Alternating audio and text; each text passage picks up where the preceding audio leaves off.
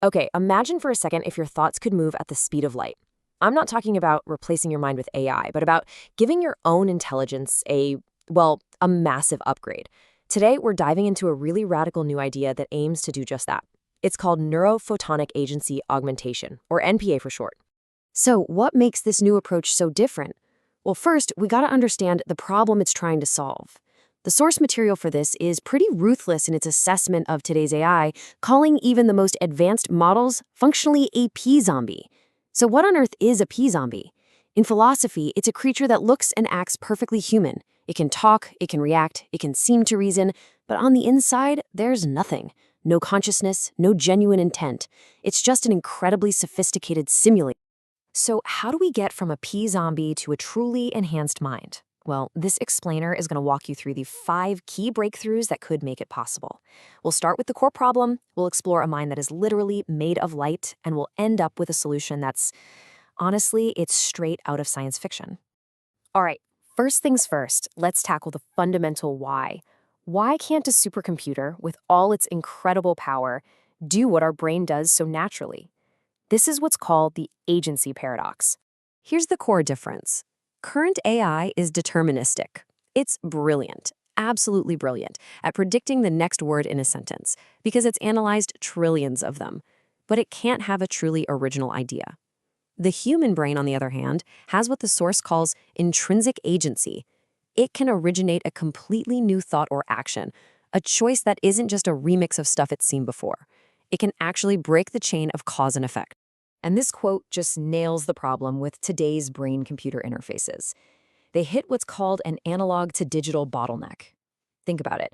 Our thoughts are rich, they're continuous, they're complex. But when we try to connect them to a digital computer, we have to chop them up into this slow, clunky stream of ones and zeros. It's like trying to squeeze a high-definition movie through a tiny straw.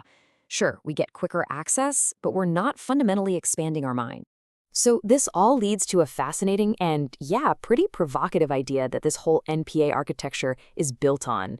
It's based on a theory, and it's a highly debated one, that suggests our consciousness, our agency, doesn't come from simple electrical signals, but from these incredibly delicate quantum processes inside our neurons.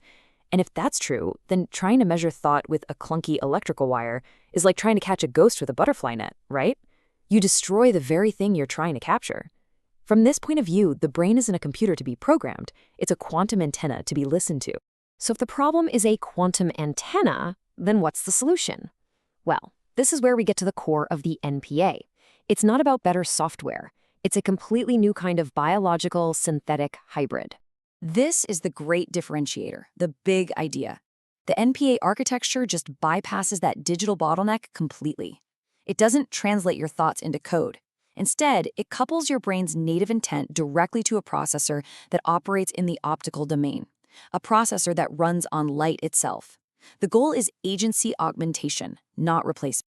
Okay, but before you can just connect a speed-of-light accelerator to the brain, you have to solve this massive signal-to-noise problem. I mean, the brain is constantly firing off signals. How do you make sure only a deliberate, high-level thought is the one that triggers the system? And this brings us to the first of 3 huge breakthroughs. A beautiful, really elegant chemical gate. It works just like a biological lock and key. The entire system stays dark, totally disconnected, until it detects the precise neurochemical signature of a willed, conscious intent. So how does this lock and key actually work? It's a surprisingly simple 4-step process. First, when you form a deliberate thought, your neurons release a specific neurotransmitter. An enzyme on the device acts like a little chemical converter, and it creates a byproduct. You can think of it like a puff of chemical smoke. This smoke is the key. It instantly changes the properties of a special semiconductor layer, which opens the gate and lets the signal through. Any brain activity that doesn't produce this specific chemical signature is just completely ignored. And the material science behind this is just brilliant. The designers chose a material that's normally super unstable. It basically rusts really, really easily.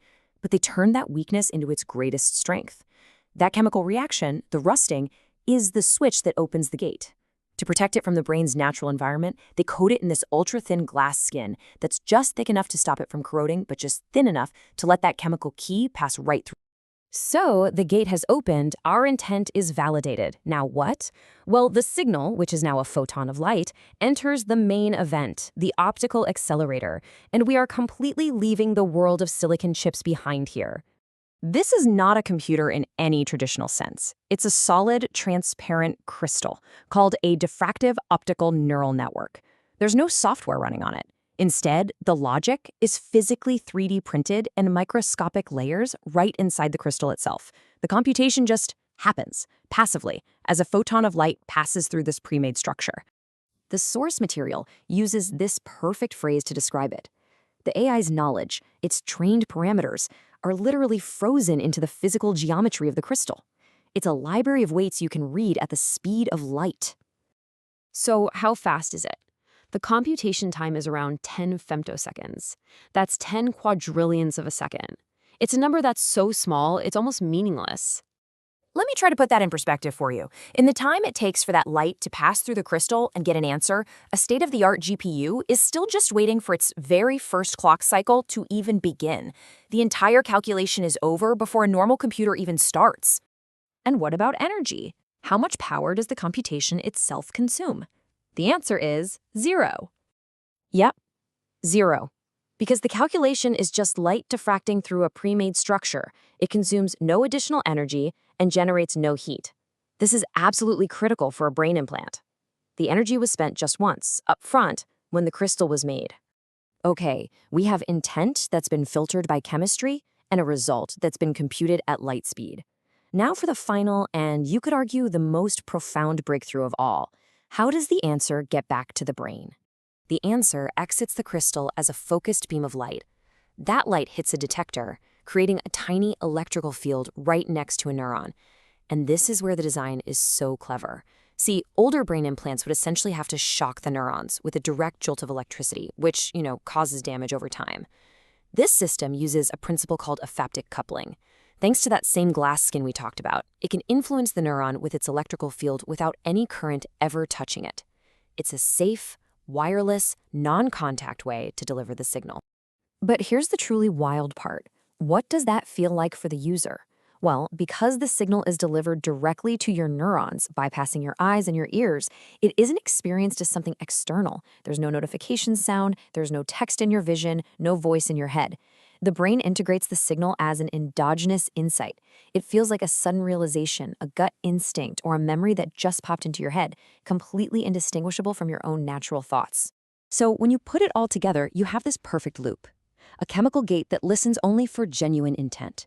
An optical accelerator that provides an answer at the speed of light with zero energy. And a feedback system that delivers that answer so seamlessly, it just feels like your own thought.